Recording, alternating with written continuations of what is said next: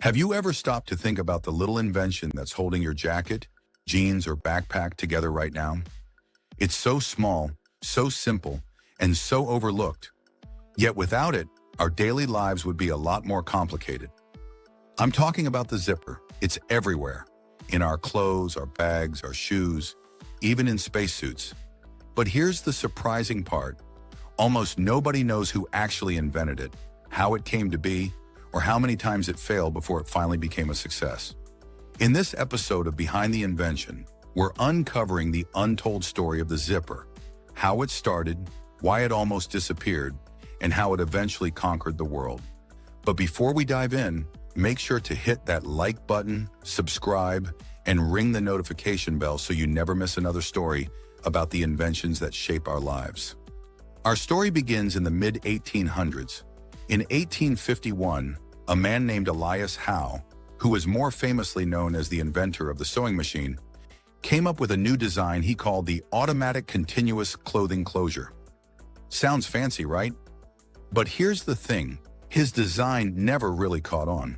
Howe was more focused on improving his sewing machine, so the zipper idea just sat in the background, unnoticed and forgotten. For the next 40 years, the world still relied on buttons, hooks, and laces to fasten clothing. Imagine if Howe had pushed his idea back then. Fashion history might have looked very different. Fast forward to 1893, when an inventor named Whitcomb Judson came along. Judson created something called the Clasp Locker. It was essentially the ancestor of the modern zipper, a system of hooks and eyes that could fasten boots and shoes. Judson even showcased his invention at the Chicago World's Fair, hoping it would change the world. But guess what? It was a disaster.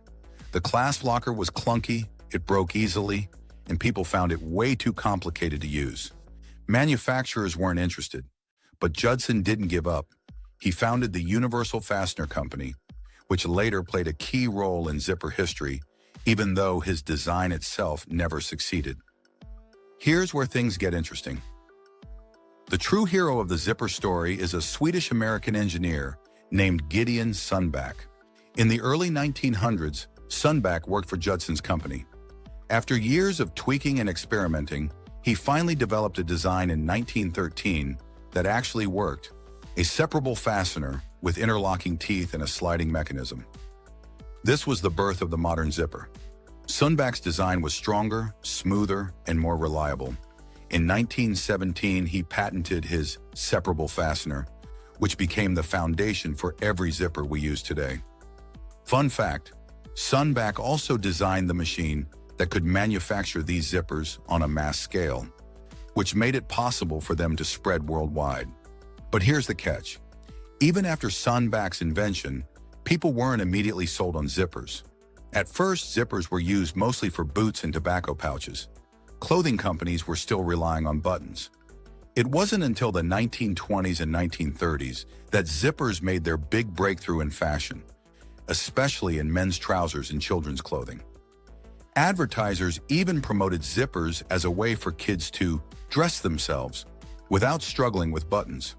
By the mid-20th century, zippers were everywhere.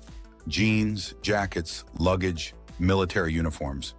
They had finally conquered the clothing industry. One of the biggest drivers of zipper popularity was the YKK company in Japan. Founded in 1934, YKK perfected the art of making strong, reliable zippers. Even today, YKK is the world's largest zipper manufacturer, producing billions every year. If you check your clothes right now, there's a good chance the zipper says YKK on it. From fashion to aerospace, from camping gear to automotive design, zippers became so universal that we barely notice them anymore. Think about this for a moment. Without zippers, we'd still be relying on buttons, laces, or complicated hooks to secure our clothes, bags, and gear. It's an invention so small, yet so powerful, that it has completely shaped modern fashion and design. And yet most of us don't even know its story. From Elias Howe's forgotten patent, to Whitcomb Judson's failed Clasp Locker, to Gideon Sundback's breakthrough design, the zipper is a reminder that inventions don't always succeed on the first try. Sometimes it takes decades, persistence, and failure after failure before an idea finally changes the world. So the next time you zip up your jacket or close your backpack, take a second to appreciate the invention that almost never happened. If you enjoyed this story from behind the invention, don't forget to like this video, share it with your friends, and subscribe for more untold stories about the inventions that shape our lives. And let me know in the comments, what invention should we uncover next?